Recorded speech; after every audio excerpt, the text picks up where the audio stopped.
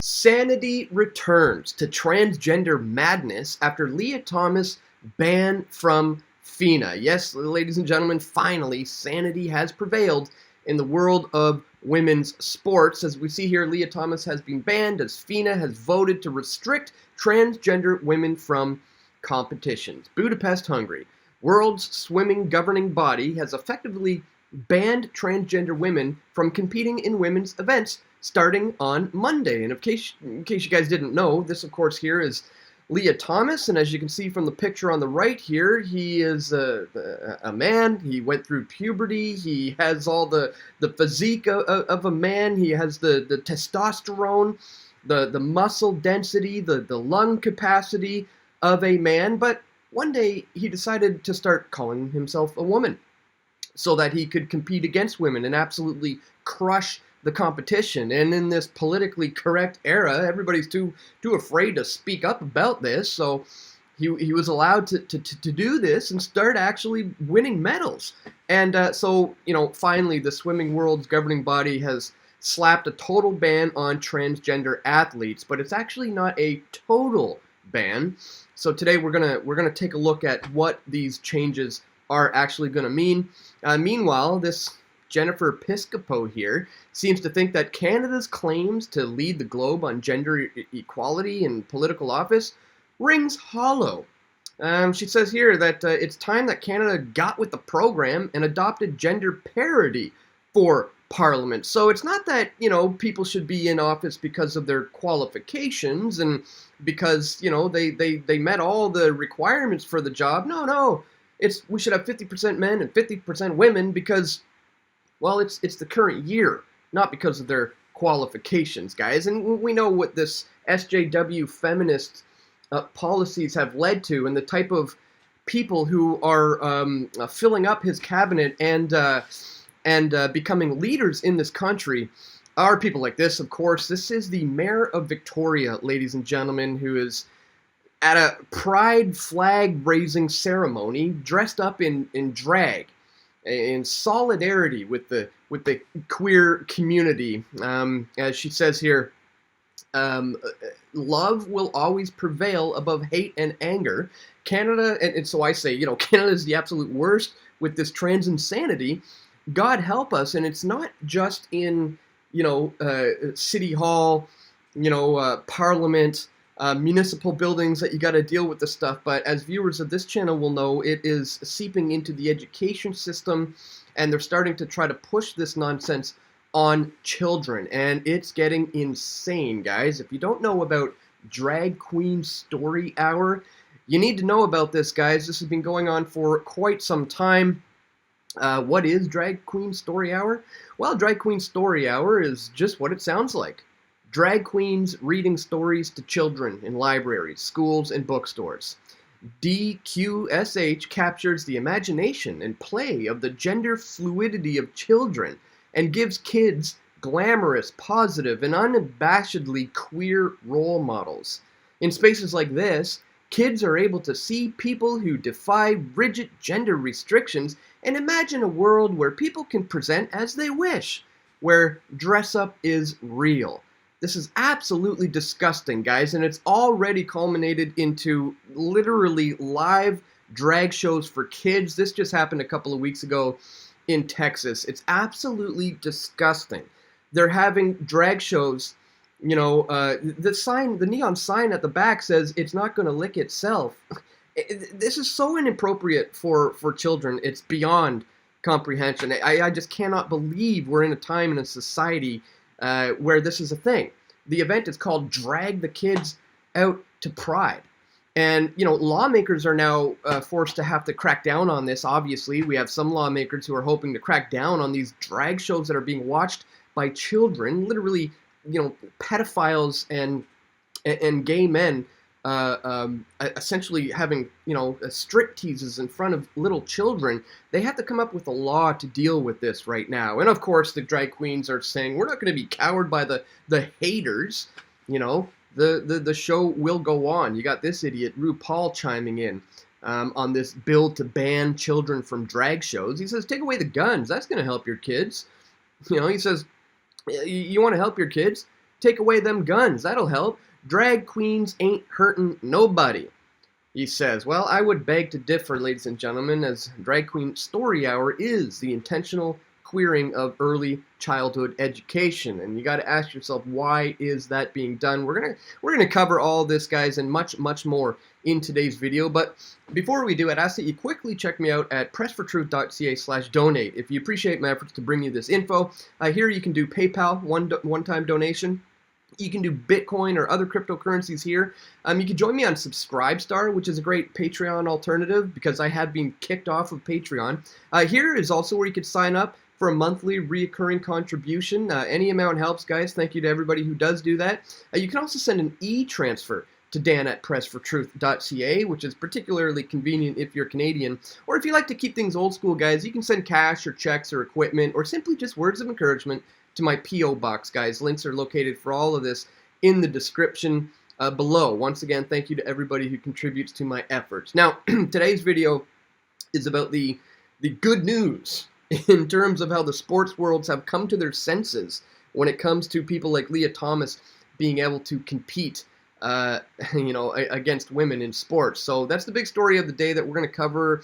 But I don't want to spend too much time on the transgender kids issue because I've covered this so extensively, so much in the past. Just to bring you a little bit up to speed, back in 2017, I put this one out, Transgender Summer Camp for Kids. I was trying to raise the alarm about some of the things that I saw coming down the pike. When I see things like this, the Rainbow Day Camp in California is an indoctrination center like no other.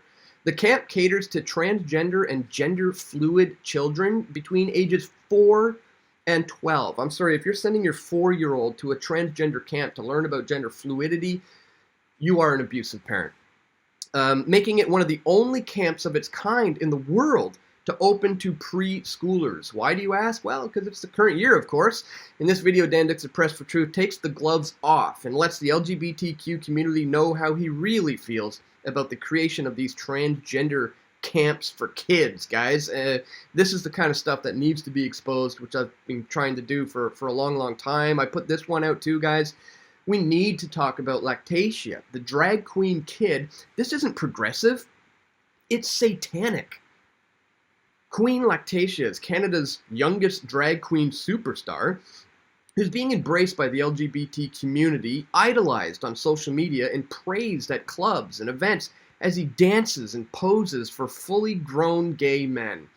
One would think that his parents are being investigated for child abuse, but the reality is quite to the contrary, as they too are being worshipped as brave heroes who are marching us into a progressive and enlightened future. In this video, Dan Dicks of Press for Truth shows the true satanic agenda behind the push to normalize the sexualization of children, which is attempting to lead society into a time of pedophilia acceptance as a sexual norm. And indeed, these are the things I've been warning about. You got this 11-year-old boy is being praised for wearing makeup to identify as his, quote, true self. Parenting has taken on a whole new meaning in the 21st century as more and more adult parents are giving in to the idea that they have no rights over their children and that one must not discipline a child unless they consent to it. Our overly politically correct culture has become saturated with third-wave feminist, LGBTQ rights crusaders, and anti-toxic masculinity activists. And the results are beginning to reveal themselves, and civil society is now slowly but surely falling completely apart. In this video, Dan Dicks and Lee Stewart of Press for Truth examine a makeup company called Sephora that promotes young boys wearing makeup to identify as their, quote, true self. Is this all just fun and games, like donning makeup at a circus or at a fair? Or is there something more sinister at play here when it comes to destroying the family unit and embracing the nanny state? And we're going to talk a little bit about the destruction on the family unit because I think that's one of the main takeaways from this video. I want to point you to this video, Children Are Not Transgendered. Rand Paul crushes Rachel Levine over child genital mutilation. And this was a really great video clip of Rand Paul schooling Rachel Levine here. As I said, there's no such thing as transgendered children. And parents who push that nonsense on their kids are committing child abuse. Senator Rand Paul recently confronted Rachel Levine, who is Biden's pick for assistant to the Secretary of Health for Human Services, on whether or not he believes that children should be able to consent to life-altering changes without the approval of parents. Rachel can't answer the question because if he answered truthfully, he would be exposed as someone who supports child abuse. In this video, Dan Dicks of Press for Truth reacts to Rand Paul's line of questioning while also explaining the need to support parental rights now more than ever. And parental rights is a key issue too. That's why I was all over this case of the BC father, Rob Hoogland. He was once jailed for speaking out about his transitioning daughter, and I probably got about a dozen or 15 or more videos about this case and multiple interviews with this man. Again, go check it out, guys. But I just wanted to, reiterate that I've been covering this for quite some time. You look at this. This goes back to over 5 years ago when I'm trying to warn about transgender summer camp for kids. Fast forward 5 years, and we're already to the point where, they're parading around in bars, at strip clubs with young children. We're to the point where we have to, come up with laws to try to stop this insanity from happening. And you got the mayor of Victoria, for example, joining in solidarity with in drag with the queer community. It's just unbelievable that we've gotten to this point. However, the pendulum seems to have swung so far over to the one side that people are seeing the insanity for what it is, and it's thankfully starting to come back to where it needs to be, because, as we see, finally sanity has prevailed in the field of women's sports. So let's get into the big story of the day, guys. The good news for a change, as sanity does return to the swimming world here for female swimmers. Swimming World's governing body, FINA, announced a ban on Sunday on biological men from competing in women's sports unless they had transitioned before the age of 12. So, in other words, transgender athletes who have experienced the enduring competitive advantages of male puberty, flooded with testosterone, such as greater muscle mass, lung capacity, and height, will no longer have an unfair advantage in women's competitions. Now, this is, I guess, a little bit of a start, you could say, so that they're saying if you've already gone through puberty and you've developed all these male, advantages, then you don't get to compete. I'm not okay with the idea of, they say, so long as you didn't transition before the age, if you did it before the age of 12, then you can compete. Well, how about you just can't do it at all? Transgender people cannot do it at all. You just are going to have your own category for yourself, where transgender people can compete against other transgender people, and that's its own thing. I don't think putting the age limit at 12 is really a good idea, because you may have people who are considering doing this, and now that they see this 12-year cap on it, there's some young kids who might want to start pushing for their transition to happen faster, at the age of 10 or 11, before they fall subject to these rules. But at any rate, it's still a step in the right direction, nonetheless. The unfairness was clear when University of Pennsylvania transgender swimmer Lia Thomas started blitzing the competition. A mediocre swimmer when he competed against males, he became a superstar in the pool against women after he swapped genders. That's not a thing. Okay, New York Post calling this man a she, and saying that he one day decided to swap genders. That's not a thing. That is biologically, scientifically impossible. I'm sure everybody knows that. Thomas went from 554th ranked male in 200 freestyle to the fastest woman in the 500 freestyle at the NCAA championships this year. His teammates were so cowed by the oppressive atmosphere policed by gender zealots and their craven university that they were forced into silence or anonymous griping. But the FINA ban is a promising sign that the pendulum is swinging back to normalcy on the gender madness that we have been living through, which has caused irreversible damage to a whole generation of children. And it's a slap in the face to the Biden administration's embrace of gender ideology as some sort of moral crusade. Joe Biden probably thought that his executive order last week, advancing equality for lesbian, gay, bisexual, transgender, queer, and intersex individuals, was, a winner twice over. It would earn him social cred in the Pride Month. And it was one in the eye for that ghastly Trump 2.0, Ron DeSantis, who had signed a law banning Florida schools teaching kindergartens about sexual orientation and gender identity. Yeah, I think that's a pretty good idea. Did you know that's a big thing here in British Columbia? SOGI, it's called. SOGI 123. Sexual orientation and gender identity is what they teach little kids, as young as like 6, 7, 8 years old. It's just crazy. The president's radical order overrides state laws, which protects parents' rights in girls' sports, and it promotes transgender drugs and surgery for children. But it will backfire on him spectacularly at the ballot box as parents wake up to the damage of this near decade of cruel experimentation on children. The tide is turning as more detransitioners, now young adults, tell their tales of woe. And this is happening all the time. Kids speaking out about the fact that they made a huge mistake. The Post told some of their stories over the weekend. Chloe decided that she was transgender at age 12. She was placed on puberty blockers, prescribed testosterone at 13, had a double mastectomy at 15. By the age of 16, she realized it was all a mistake. But testosterone had already masculinized her jawline, broadened her shoulders, given her facial hair, and may have stolen her fertility. She wants her troubles to serve as a cautionary tale for other girls and their parents.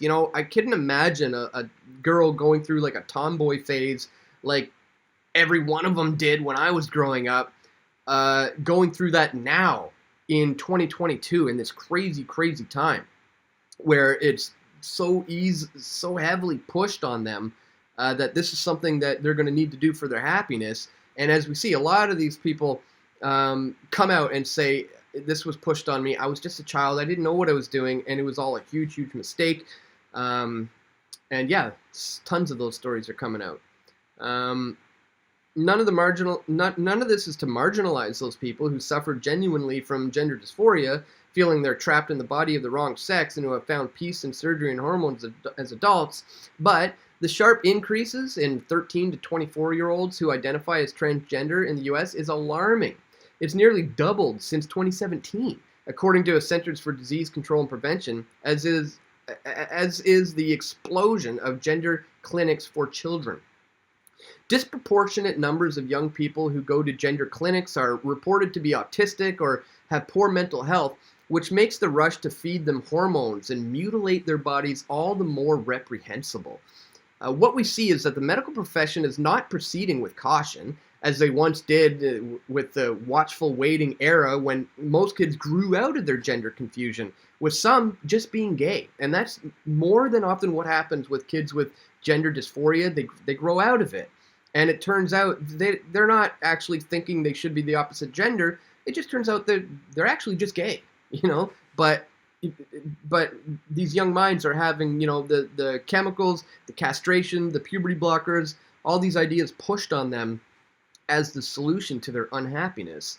It's just insane. And an attempt to normalize the idea of very young transgender children appeared shockingly enough on Fox News recently in a story about a trans teen who came out as a boy at age 5. It was couched in the familiar activist mantra, "It's better to have a live son than a dead daughter." This obscene emotional blackmail meant to frighten parents by claiming that if they don't go along with unquestioningly with their toddler's gender whims, then he or she will commit suicide. Of course, that is nonsense.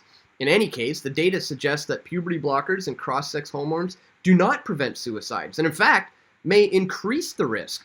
According to a report released last week by a Heritage Foundation, Heritage compared annual youth suicide rates in states that allow children to access cross-sex treatments without parental consent to states that did not, and found a gap emerged after 2010 when puberty blockers and cross-sex hormones started to be used.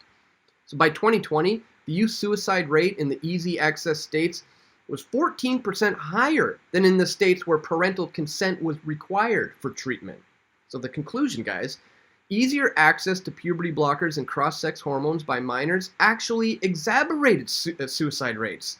Science does not demonstrate that puberty blockers and cross hormones are necessary to prevent suicides. In fact, if anything, it demonstrates the opposite. The emotional blackmail of gender activists, blindly parroted by the media, only has served the interest of the multi-billion-dollar trans tech industry, in which cynical pharmaceutical companies pump children with cancer-causing, fertility-destroying chemicals to stop puberty or induce cross-sex characteristics. None of it could happen without the enthusiastic participation of medical professionals who turn their backs on their central obligation: do not harm the patient.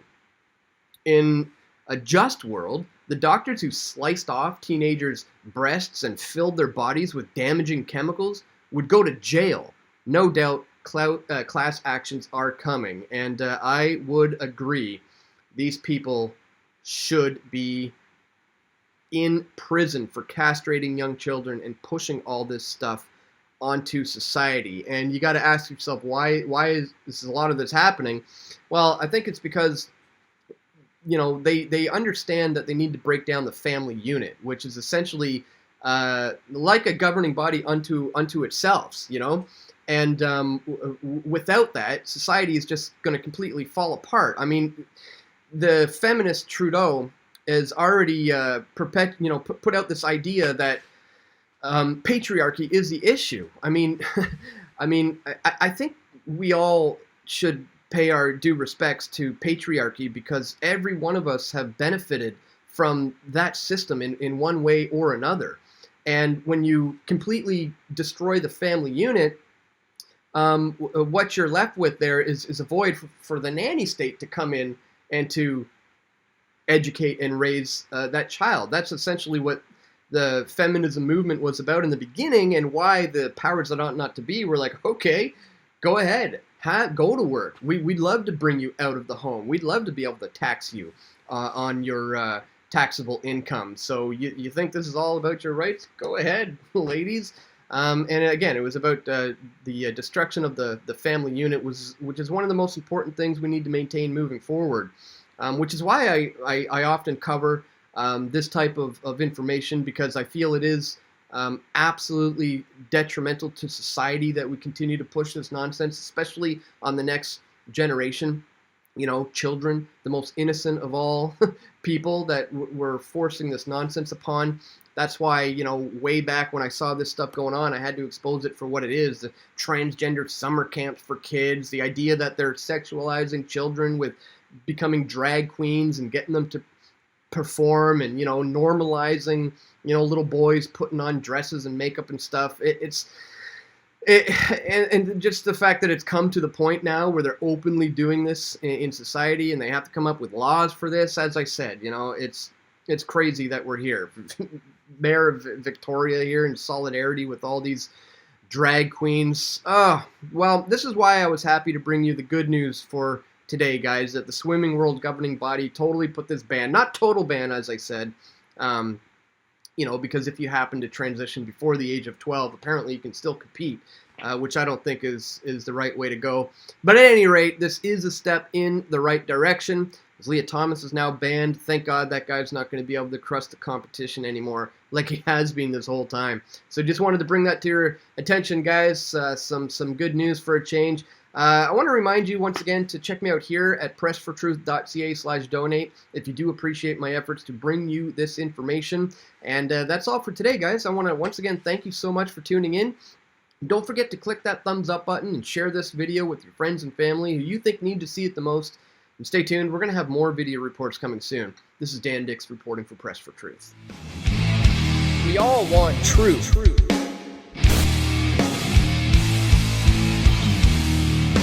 The truth will set you free.